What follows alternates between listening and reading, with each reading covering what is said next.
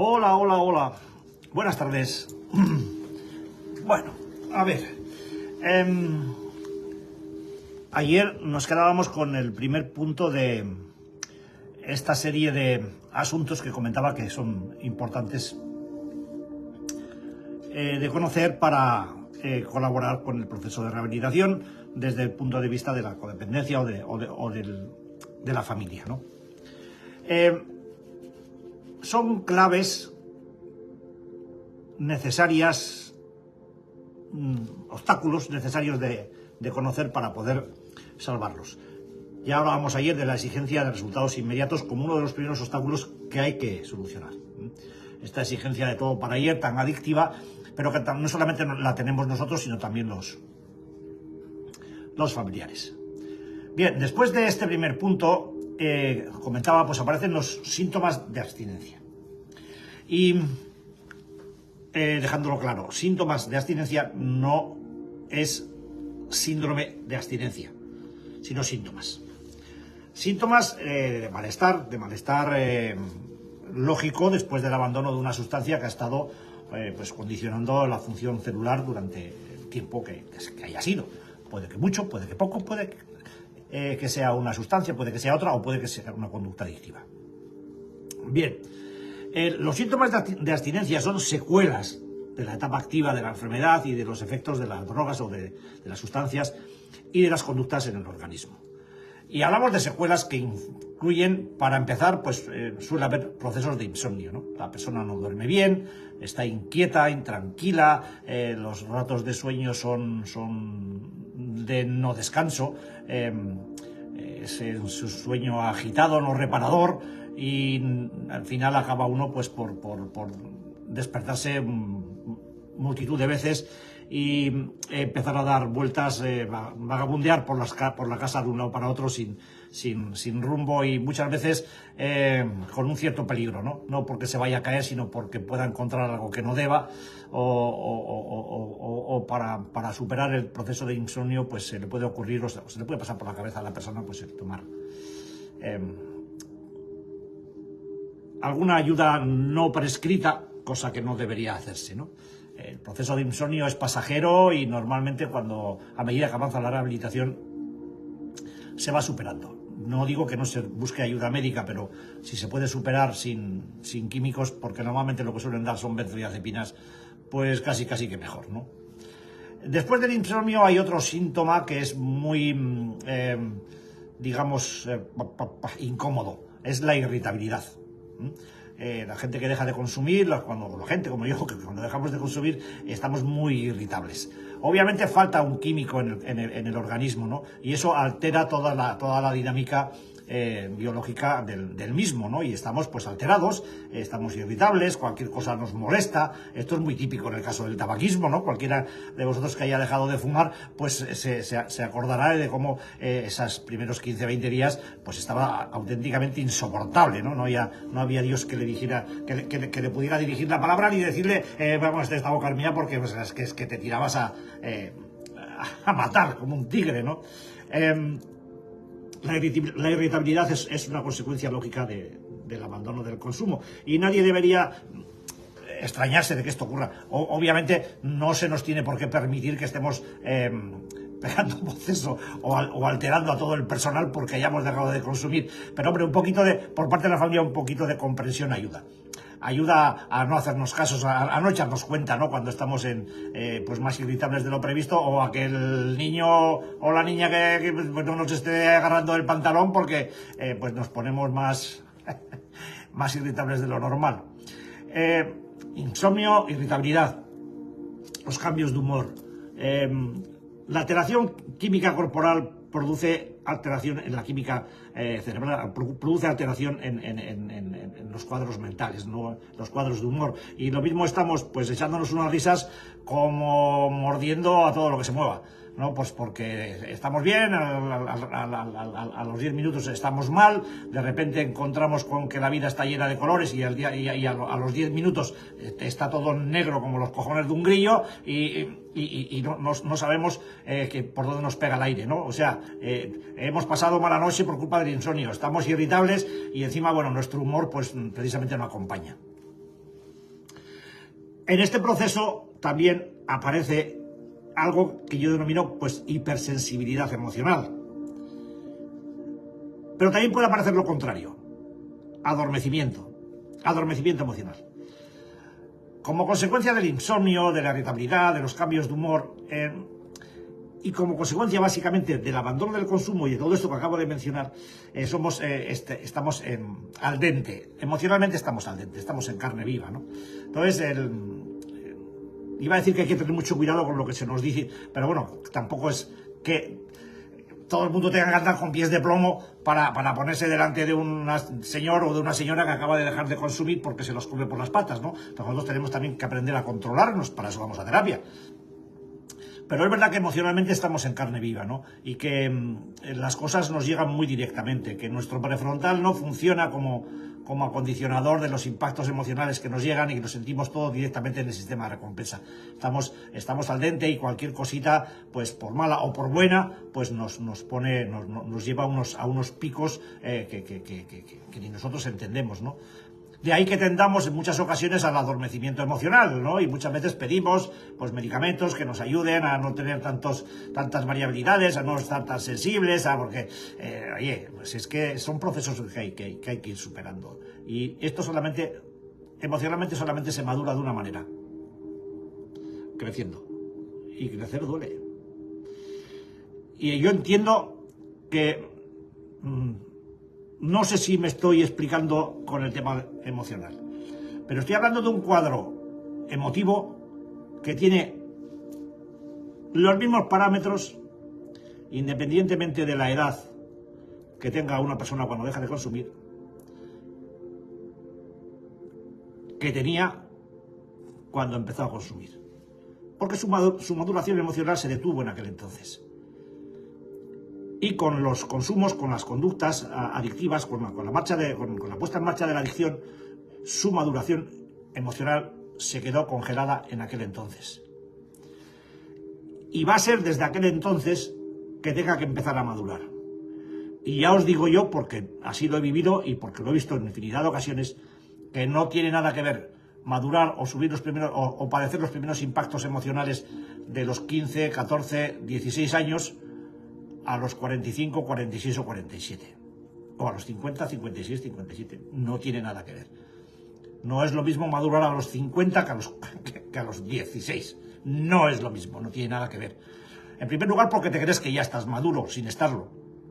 Y en segundo lugar, porque retrotraerte a una edad tan primitiva de la adolescencia, pues te pone poco más o menos cara de idiota. Pero aquí se ha oído y se ha dicho muchas veces, concretamente a Yolanda, le he oído decir que una de las cosas que más le sobresaltó fue ver que sus hijos, que entonces tenían 13, 14 años, eran más maduros emocionalmente que ella. Por poner un caso conocido. Y así todo el mundo. Entonces, esa sensibilidad emocional, si no se quiere padecer el impacto del crecimiento y uno prefiere ir saltando de una infancia a otra de una manera permanente, que se prepare para el consumo, porque eso es lo que va a venir.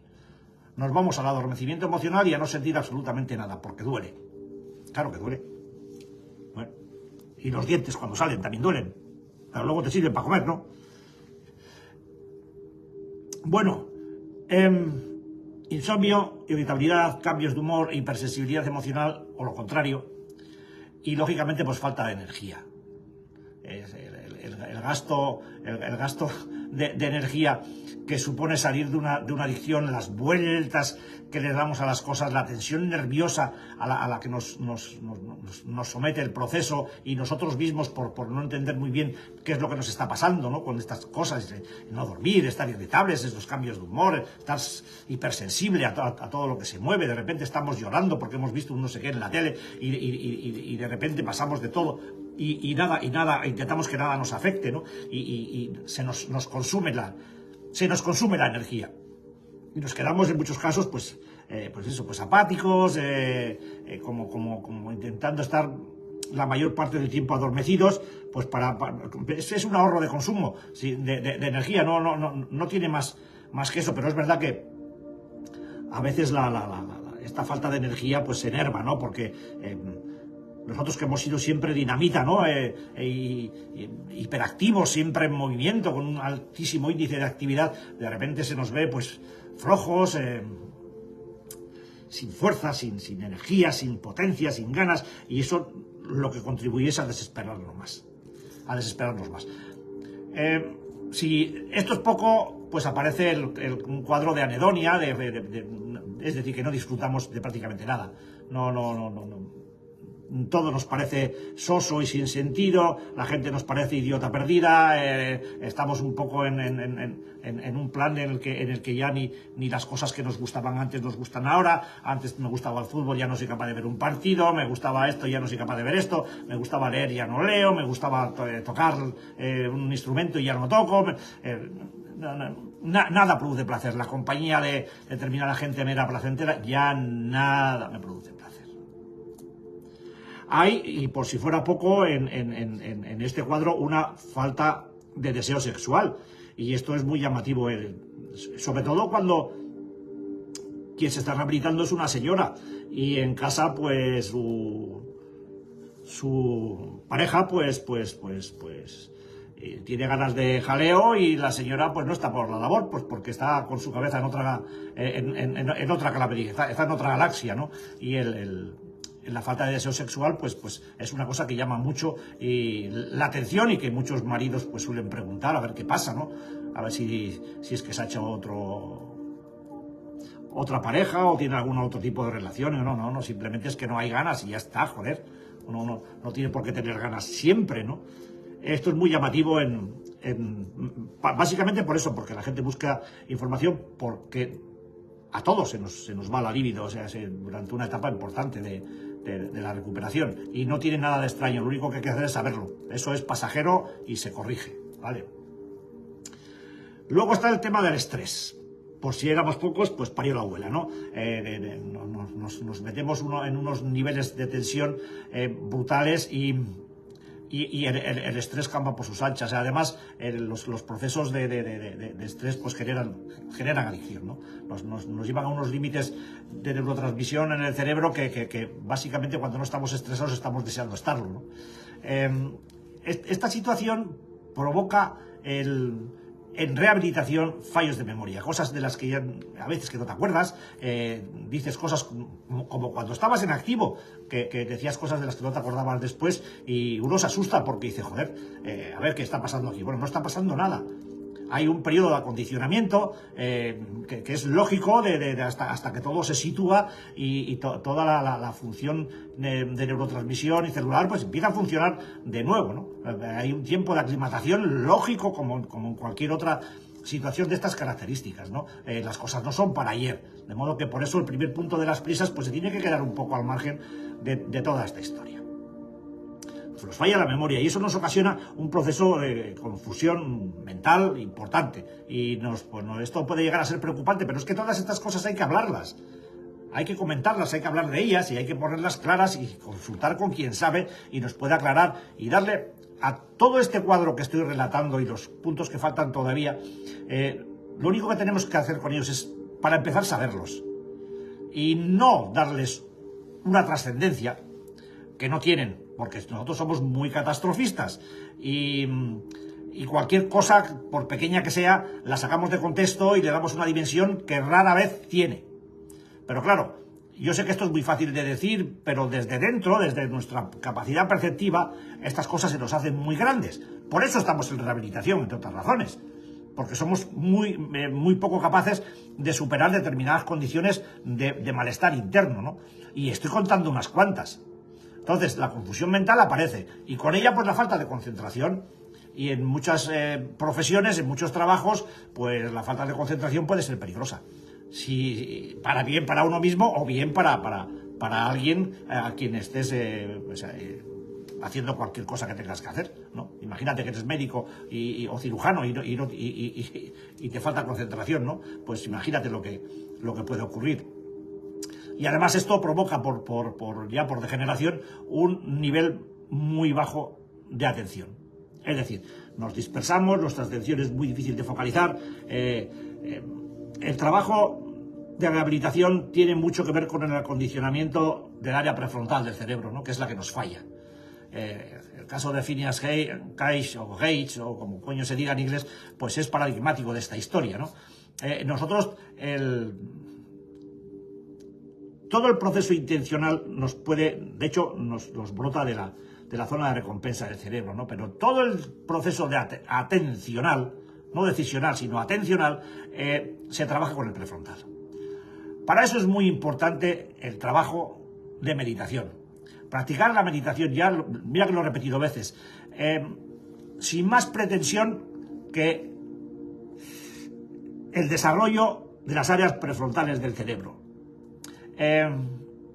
Yo sé que es muy difícil de entender esto y mucho más de aceptar, pero el hecho de ponerse todos los días a practicar durante 10 minutos, un cuarto de hora, una práctica de meditación cualquiera, si hay millones, cogedlas de internet de donde queráis, hay millones y cualquiera puede valer para que estés 10 minutos sentado contigo y empieces a ver cómo poco a poco tu capacidad de atención, cómo el vagabundeo mental se convierte en un viaje mental, en el que tú sigues una serie de pensamientos y te vas con ellos.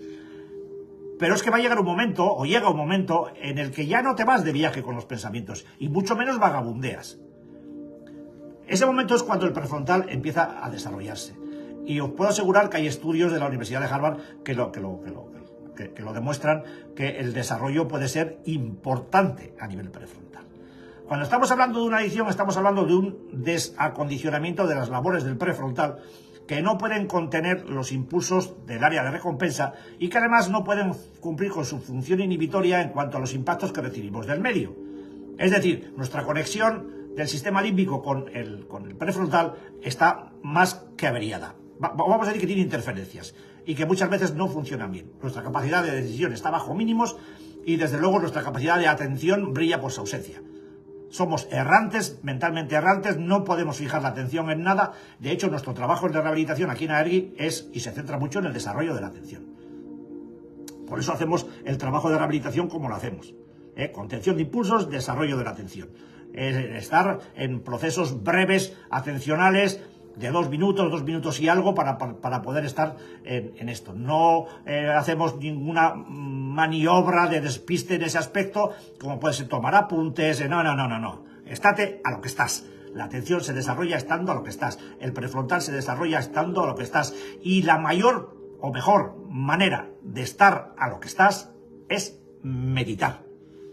Mindfulness, llamadle como queráis. Coged la técnica que mejor os vaya. Hay cantidad de métodos y de sistemas. En resumidas cuentas es prestar atención a tu respiración y estar contigo, eso, 10 minutos, un cuarto de hora. Si poco a poco puedes hacer más, pues el desarrollo de tu prefrontal va a mejorar. Y esto no es ninguna jaimitada, estos son estudios neurobiológicos hechos en la Universidad de Harvard, que no es precisamente sospechosa de jaimitadas esotéricas, ¿no? Esto es un trabajo que ya en los orientales llevan practicando desde hace más de 2000 años, ¿no? Y que cualquiera que sea, pues o que practique cualquier técnica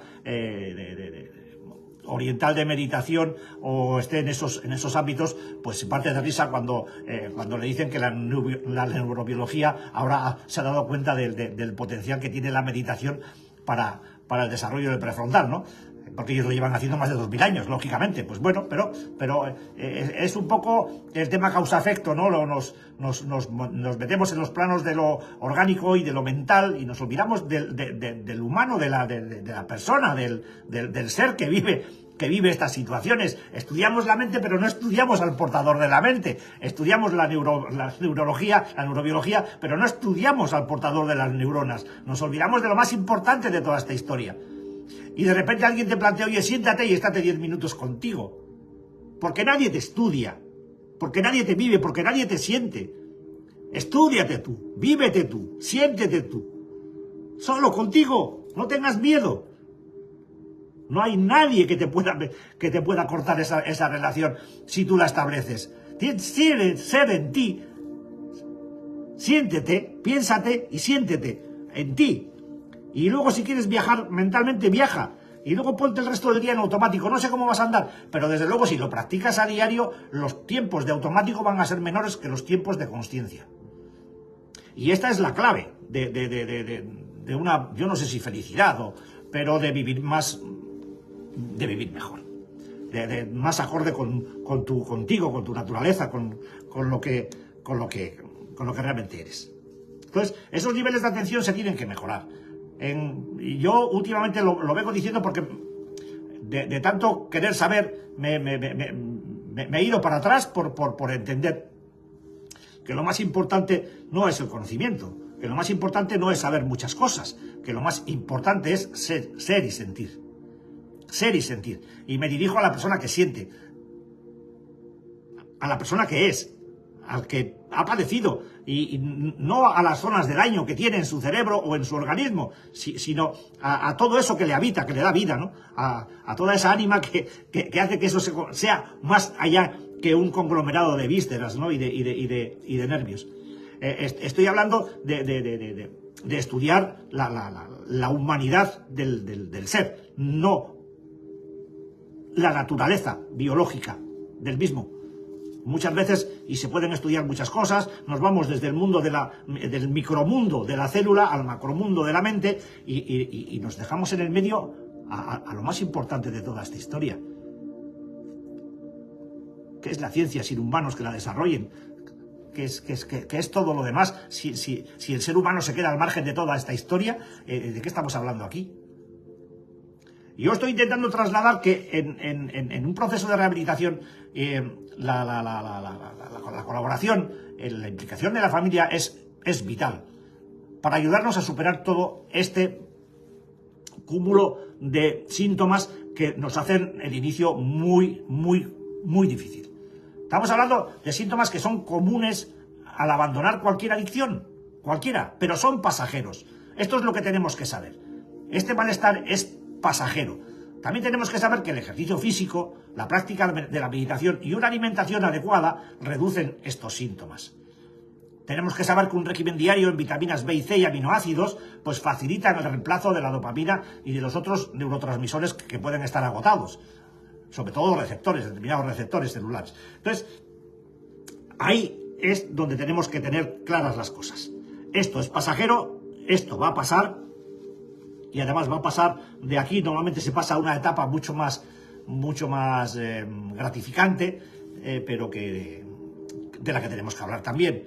Yo sigo insistiendo, en todo momento de caos, en todo momento de crisis, en todo momento en el que la confusión mental, los fallos de memoria, la falta de concentración, la falta de atención, la falta de deseo, el exceso de estrés, la falta de disfrute de la vida, esa falta de energía, la hipersensibilidad emocional, los cambios de humor permanentes, el enfado, el insomnio, pues todas estas secuelas tienen un contrapunto que es el yo así, con todo eso, pero me siento, hay que sentarse. Cuando digo sentarse, digo meditar. Hay que sentarse, todos los días, hay que sentarse, y hay que sentir lo que quiera que en ese momento estés sintiendo. Ese es el trabajo, y poco a poco esto se va desarrollando de una manera muy gratificante, y si lo hacéis, lo comprobaréis, y si no lo hacéis, pues seguiréis pensando en que a lo mejor todo lo que estoy diciendo no son más que tonterías, pero lo que no va a ser tontería y lo vais a sentir si estáis en rehabilitación o habéis empezado es el insomnio, la irritabilidad, los cambios de humor, la hipersensibilidad emocional o el adormecimiento emocional, la falta de energía, la anedonia, la falta de deseo sexual, el estrés, la falta de memoria, la confusión mental, la falta de concentración y el escasísimo nivel de atención. Eso lo vais a vivir sí o sí. Lo creáis o no lo creáis. Hay cosas que son así y ya está. Yo llevo gafas y bueno, me las puedo quitar, pero no veo. Total, patatas. Así que tener claras las relaciones con la rehabilitación de todo el entorno familiar es lo que más puede ayudar a hacer un proceso terapéutico adecuado. Si cada uno va por su lado, si la gente no se compromete, si la gente no... Y me refiero a los familiares, ni siquiera se informan, ¿no? Más que justo pues el primer día, una primera información y ya no volvemos a saber más de ellos. Pues a mí, francamente, me parece abandono. Y tal vez pueda pensar que necesitamos un ángel de la guarda o alguien que esté cuidando de nosotros permanentemente. Pero no se trata de eso. Nosotros somos químico dependientes, la mayor parte, pero también somos emocionalmente dependientes. Y quizá hayamos hecho muchas cosas mal, pero algunas bien también ya habremos hecho. Y no sé, a veces un poquito de compañía, cuando uno percibe la soledad desde el otro lado de la adicción, no la soledad adictiva, la otra, la soledad de la rehabilitación, es muy importante tener a alguien más además del grupo de apoyo. Es muy importante, porque a veces el amor se demuestra en ocasiones, aunque la parte que tiene que demostrarlo pues probablemente ya esté hasta los mismísimos cojones de haber hecho todo lo que podía hacer y más. Solo hay que dilucidar una cosa: si estamos hablando de amor o de control. Y entonces podemos empezar a entendernos. Ahí dejo la incógnita. Y bueno, pues si queréis, mañana nos vemos. No parece que apetezca mucho el tema, pero mañana sí, mañana vamos a hablar de la nube rosa. Ya veréis qué chulo. Es una situación que también, todo no va a ser malo, hombre. Ya, algunas cosas buenas vienen. Y nada, pues eso. Que gracias por estar ahí, que nunca os doy las gracias por estar ahí y por vuestra amabilidad. Hasta mañana. Portaros bien, que ya quedamos pocos. Bueno, no os portéis bien, portaros mal, coño. Tanto portarse bien y portaros mal. Hasta mañana.